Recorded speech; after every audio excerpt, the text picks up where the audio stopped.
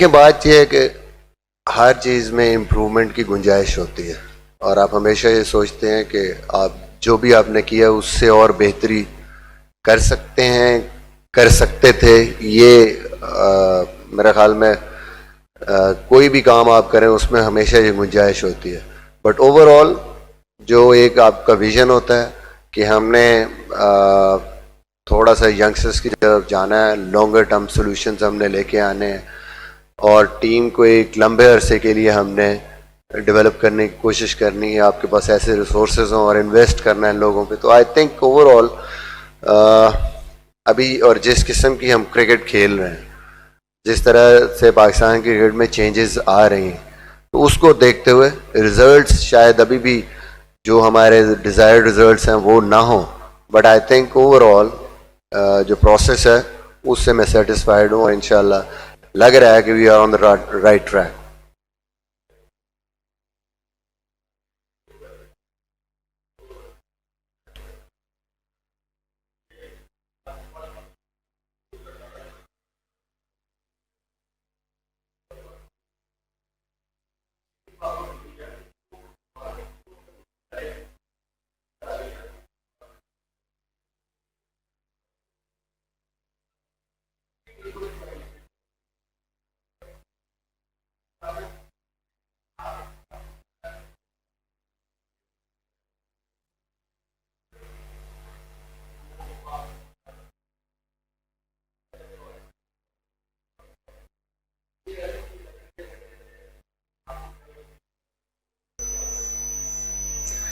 लेकिन दूसरे सवाल का पहले जवाब दे देता हूँ। सबसे इम्पोर्टेंट ये है कि बड़ा ही इम्पोर्टेंट एक टूर था जिसमें बिजी था पाकिस्तान टीम के साथ और वहाँ पे बहुत ज़्यादा ऑब्वियसली ज़रूरत थी फोकस करने की, तो इस वजह से मैं इतना ज़्यादा इन टच नहीं रहा यहाँ पे जो भी प्रोसेस थे, और वो करने भी ज़रूरी थे पाकिस्तान की डोमेस्टिक क्रिकेट के लिए, क्योंकि उसको लेट नहीं कर सकते थे और टाइमली सारी चीज़ें होनी थी, कोचेस भी और प्रोसेस एक, ताकि टाइमली डोमेस्टिक क्रिकेट शुरू हो। मैं ज़रूर अब बैठूंगा नदीम खान के साथ और डिस्कस करूंगा कि सारी चीज़ें किस तरीके से हुई, क्या इसमें और बेहतरी भी किस तरीके से कर सकते हैं। ऑब्वियसली उस तरीके से मैं इन्वॉल्व नहीं रहा क्योंकि मैं वहाँ पे बिजी था।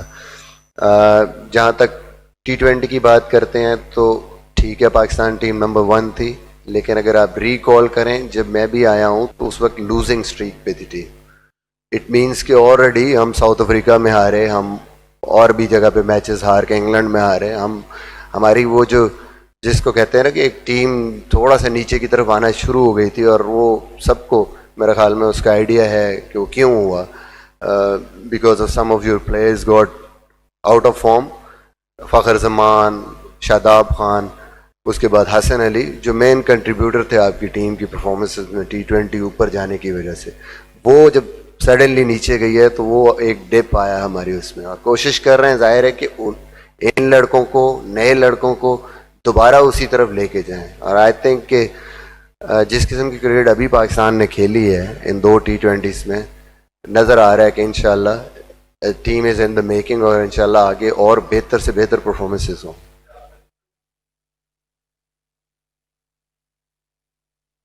देखिए, बात यह है कि अभी मैं इनसे बात करूंगा इन टर्म्स ऑफ कौन से कोच आए हैं, कौन से नहीं आए।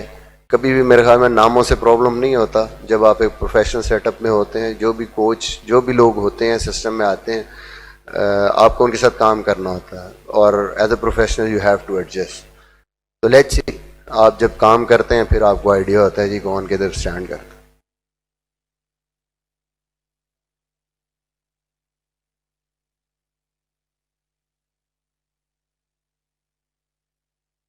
ऑब्वियसली मैंने पहले ही कहा कि बिगेस्ट रिग्रेट जो है वो यही है कि आप जो भी क्रिकेट खेलते हैं, जो भी काम करते हैं, आप रिजल्ट्स के लिए करते हैं, और स्पेशली कोई भी स्पोर्ट आप खेलते हैं तो आप जीतने के लिए खेलते हैं।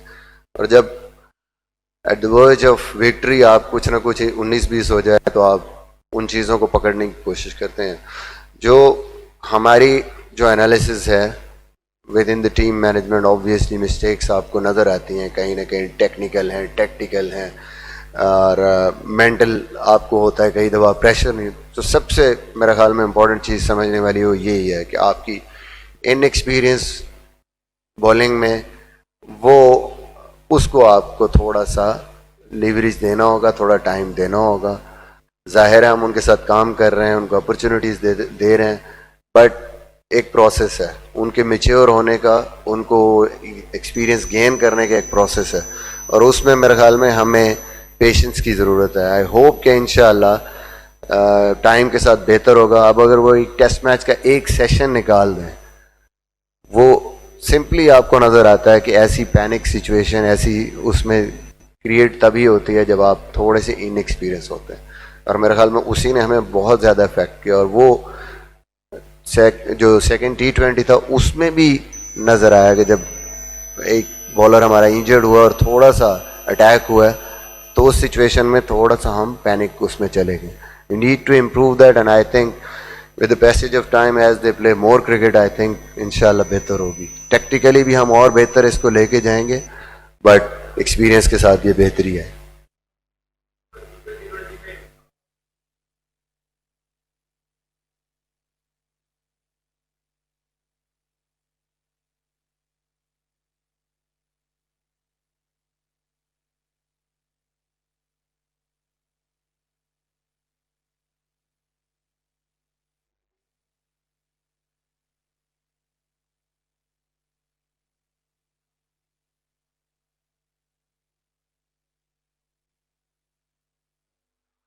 देखिए, सबसे पहले तो जो डिसअपॉइंटमेंट की बात है कि नेचुरल सी चीज़ है। ज़ाहिर है आपके डिज़ायर्ड रिजल्ट्स जब नहीं आ रहे होते, या कोई चीज़ आपके अगेंस्ट जा रही होती है, तो नेचुरल सी चीज़ है, आप डिसअपॉइंट होते हैं। Because as a player, as a coach, as a human, you want to win.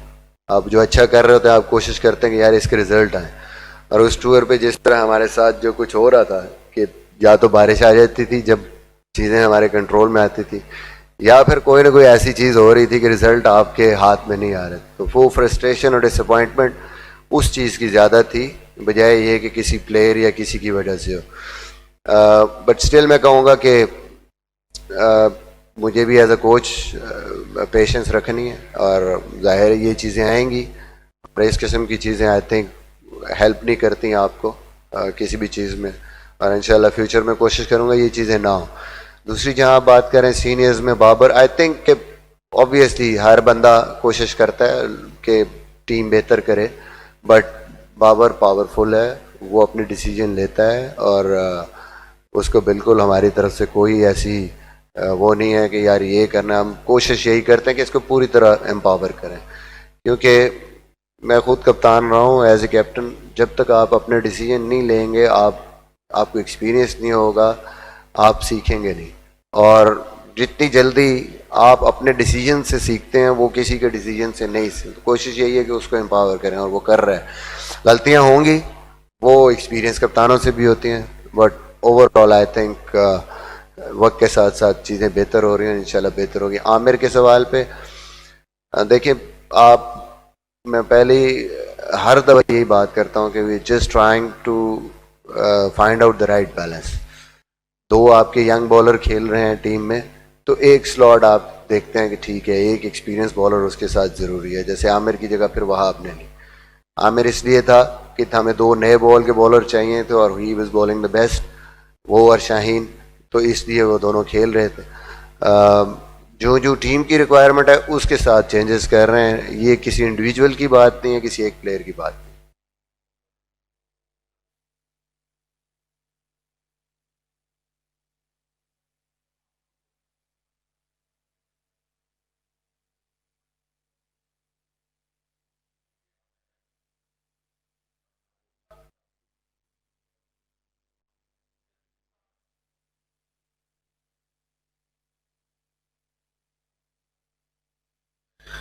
मेरे ख्याल में चल सकते हैं, कोई इश्यू नहीं है। आई थिंक कि वहाब ने भी, हफीज़ ने भी अपनी परफॉर्मेंस से ये चीज़ बताई है, और अगर लास्ट 2 सालों की परफॉर्मेंस इनकी देख लें, ओवरऑल हम कई दफ़ा देखते हैं एवरेजेस और स्ट्राइक रेट्स लोगों के, तो वो शोएब मलिक की भी इंटरनेशनल ग्रेड में बहुत अच्छी हैं, जो आजकल की डिमांड है उसके मुताबिक हैं। राइट बैलेंस ढूंढने की ज़रूरत है, ये सारे कंसिडरेशन में हैं।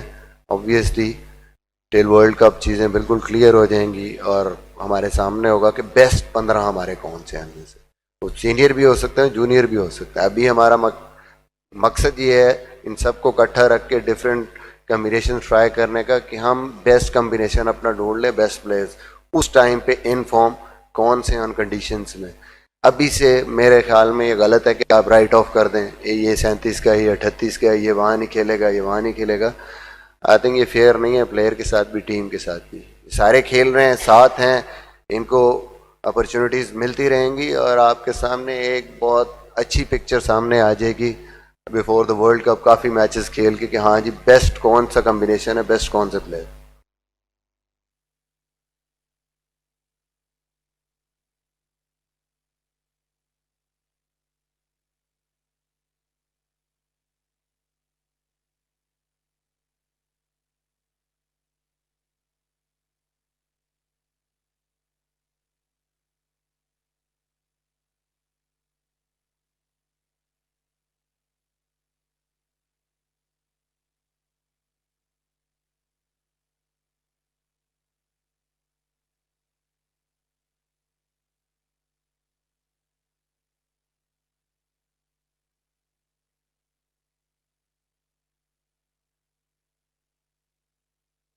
ये है कि किसने क्या कहा है माजी में, किसकी क्या ओपिनियन है, डजेंट मैटर।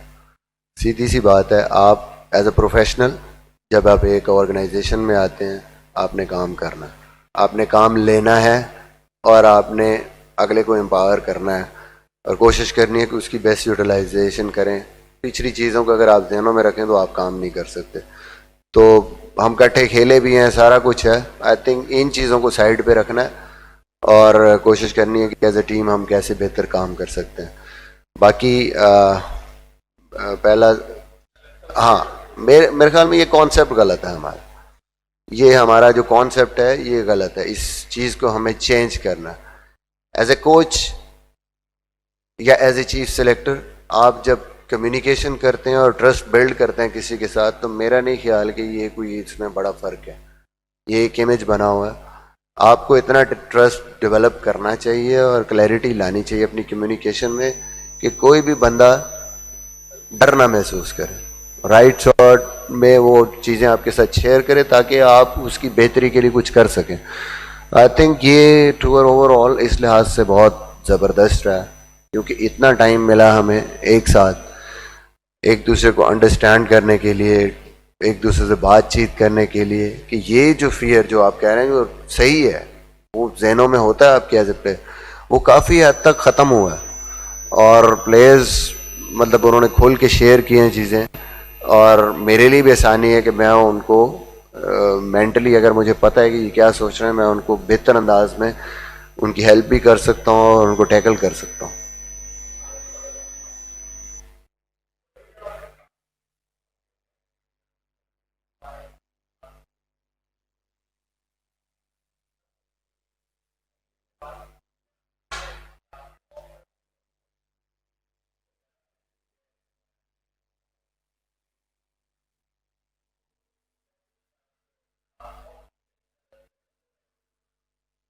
नहीं नहीं, मेरे ख्याल में ये तो हम लोगों को तो पता भी नहीं होता कि यहाँ क्या चल रहा है। सीधी सी बात है कि कई दफ़ा वो जिसको कहते हैं ना को इंसिडेंस, कि हम भी उन्हीं लाइंस पे सोच रहे होते हैं और वो डिसीजन करते हैं तो लोग समझते हैं कि लो जी सोशल मीडिया का प्रेशर पड़ गया तो ये कर दिया। बट ये चीज़ें आप पहले से प्लान करके जाते हैं, आप टूर पे आपके कुछ ना कुछ आपने एक चीज़ प्लान की होती है कि हमने कैसे जाना है, किस तरह खेलना है, सर्टन सिचुएशन जब अराइज होती है तो उसमें कौन सी चेंजेस करनी है। तो ऐसी कोई चीज़ नहीं है भाई। ये लगता है कई दफ़ा आपको कि प्रेशर, ऐसी अगर आप ऐसे डिसीजन करेंगे तो फिर तो आप कुछ भी नहीं कर सकते। फिर तो हर मैच में जो बंदा नहीं परफॉर्म कर रहा है या कोई कर रहा है तो फिर उसी पे आप रह जाएंगे, आप अपनी तो कोई चीज़ फिर वहाँ पे इम्प्लीमेंट ही नहीं कर सकते।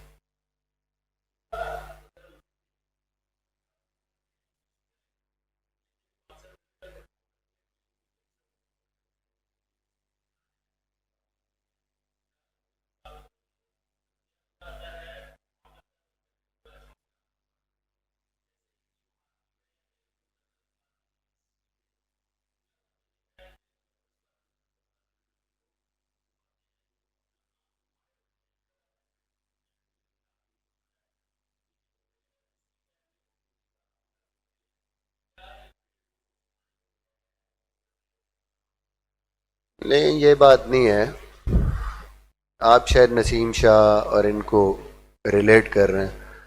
अगर आप पीछे देखें तो आप पहले देखते हैं कि आपके पास रिसोर्सेज कौन से हैं। या तो आपके पास जो आपका पुराना एक्सपीरियंस मटेरियल ऐसा है, प्लेयर्स ऐसे हैं कि जो आपको वो डिज़ायर्ड जो आपकी जॉब है वो करके दे सकते हैं, या वो इतने अच्छे हैं कि वो उस जगह पे परफॉर्म। जब आप देखते हैं कि नहीं हमें यंग लड़के चाहिए, रिप्लेसमेंट्स चाहिए, तो फिर आप सोचते हैं कि कौन है ऐसे लड़के जो कर सकते हैं। तो Naseem Shah was clearly the best fast bowler out of the lot. जो आपकी एक नीचे ट्रॉफी हुई, उसने 4 मैचों में 17 आउट किए और बाय फार वो आपका बेहतर बॉलर था बाकियों से, तो आप उसको लेके आए।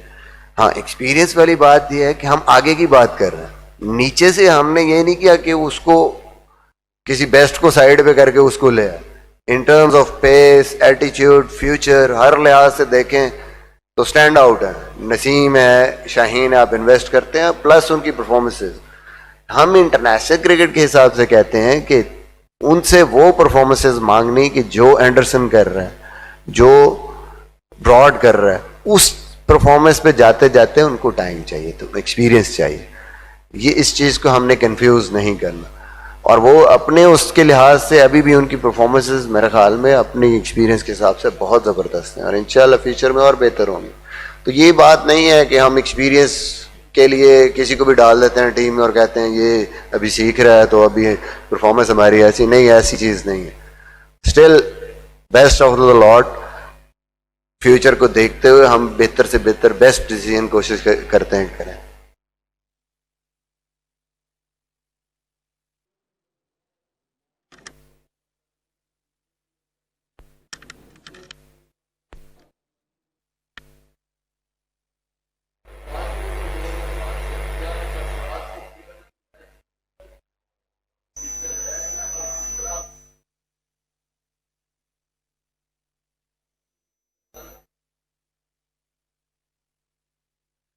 नहीं नहीं, ये बिल्कुल गलत चीज़ है। सरफराज को खिलाते वक्त भी यही कहा था कि इट डजेंट मैटर, एक मैच में कोई किसी की परफॉर्मेंस जज नहीं होती। आई थिंक उसने एक पूरे टूर पे मेहनत की है, साइड मैचेस में परफॉर्मेंसेस भी की हैं, कीपिंग भी अच्छी कर रहा था। तो ये आपको एक मैच से डिसीजन नहीं। हमने 2 हमारे कीपर हैं, Rizwan obviously at the moment number 1 है इन टर्म्स ऑफ परफॉर्मेंस, कॉन्फिडेंस, जो भी कर रहा है। और उसके बाद सैफी इज, जो हम इस टाइम पे हमारी अपनी हुआ है कि वो सेकंड है और उसकी परफॉर्मेंसेस, प्रीवियस परफॉर्मेंसेस भी हैं और अभी भी वो अपनी उससे कंट्रीब्यूशन कर सकता है। तो ये कोई चक्कर नहीं है कि जी एक मैच को हम इसलिए दिया है कि बस जी ये खिला के हमने सैफी को वो कर देना। आई थिंक स्टिल हमारी प्लानिंग में है वो, और इंशाल्लाह आगे देखें।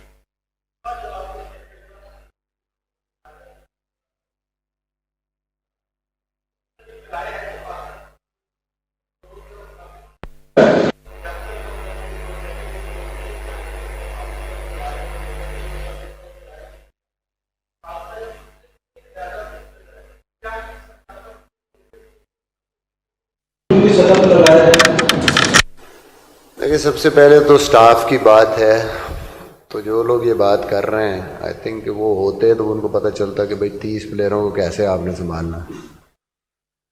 देखें, अभी तक जो एक कन्वेंशनल अप्रोच हमारी चलती रही कोचिंग में, वो यही है कि बस 6 बैट्समैनों को बैटिंग करा दो और बाकी 5 की जगह ना आप बस फिल इन करो, कि हमारे बॉलरों के पास बैटिंग का सामान ही नहीं होता। तो ये अप्रोच अब चेंज हो गई है। अब कोशिश हमने ये की है कि जो हमारा 11वें नंबर का बैट्समैन भी है उसको भी ड्यू प्रैक्टिस मिलनी चाहिए बैटिंग की। इसका मतलब है आपके 30 बंदों ने हर रोज़ बैटिंग करनी है और प्रॉपर तरीके से उन्होंने तैयारी करनी है। और आपके जो बॉलिंग ऑलराउंडर्स हैं उन सबको आपने देखना है, उनकी फील्डिंग है, उनकी डिफरेंट चीज़ें, उनकी ट्रेनिंग है।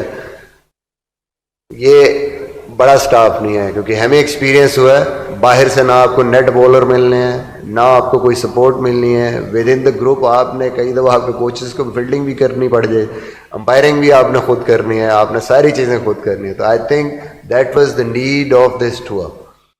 और इसका हमें फ़ायदा हुआ और इंशाल्लाह फ्यूचर में भी फ़ायदा हो। दूसरा सवाल, सॉरी, नहीं, इसका तो मैंने जवाब दे दिया ना, उनके साथ भी होने चाहिए। हाँ, ये जब मैं कप्तान भी था ना, तो ये ये कौन डिटरमिन करेगा कि एग्रेसिव कौन सी अप्रोच होती है और डिफेंसिव कौन सी अप्रोच होती है? ये आज तक कंफ्यूजन है। ये मुझे समझ नहीं आती कि एक टीम अगर 195 स्कोर कर रही है तो और एग्रेसिव अप्रोच उसकी क्या होनी चाहिए बैटिंग में। या आप कभी इंग्लैंड में सोच नहीं सकते थे कि जी पहले दिन आप टॉस जीत के बैटिंग कर लें, तो आप सोचते हैं, एग्रेसिव सोचते हैं कि अच्छा हम बाद में इनको पकड़ेंगे, रन्स ऑन द बोर्ड। ये एग्रेसिव अप्रोचेस है। आप एक मैच डाउन हैं और अगली सीरीज में अगले मैच में आप 3 चेंजेस करते हैं टीम में। ये डिफेंसिव माइंडसेट नहीं है, ये एग्रेसिव माइंडसेट है। हमने पता नहीं कौन सा एग्रेसिव माइंडसेट किसको हम कहते हैं। यही है कि आप चेंजेस कर दें, बाद में हार जाएं तो कहें लो जी ये कि बेवकूफ़ा लगा। तो ये मेरे ख्याल में इसको डिटरमिन करना, इसको सोचना, वो माइंडसेट डिफरेंट है। हर बंदा अपने हिसाब से सोचता।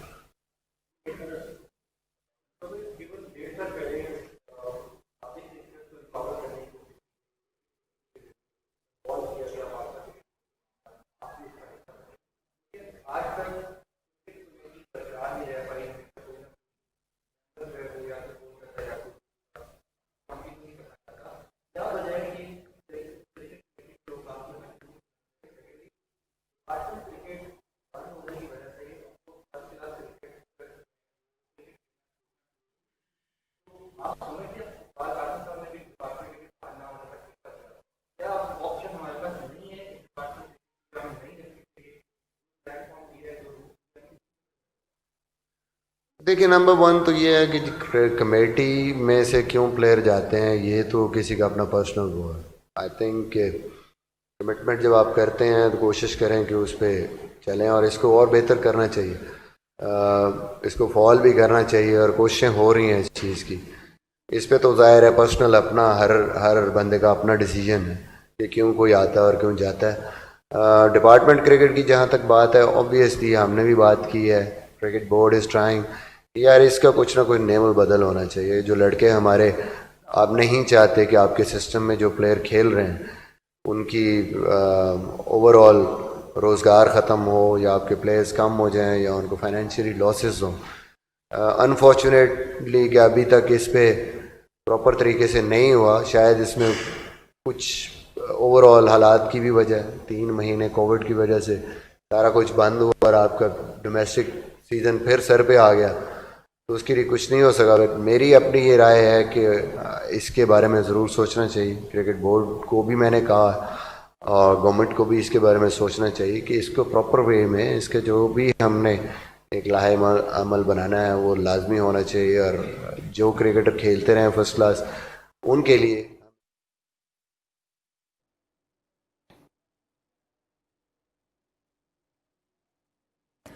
Chief selector head coach Misbah हक की प्रेस कॉन्फ्रेंस। उन्होंने कहा कि बेहतरी की गुंजाइश हमेशा रहती है। क्रिकेट की तवील मुद्दत मनसूबाबंदी के लिए आगे बढ़ रहे हैं। क्रिकेट की बहाली के लिए दौरा इंग्लैंड अहमियत का हामिल था। टेस्ट सीरीज हारने का अफसोस है। आपको बता रहे हैं, कौमी क्रिकेट टीम के हेड कोच मिसबाह हक न्यूज़ कॉन्फ्रेंस कर रहे थे और उनका यह कहना था कि बेहतरी की गुंजाइश हमेशा रहती है। क्रिकेट की तवील मुद्दत मनसूबाबंदी के लिए आगे बढ़ रहे हैं।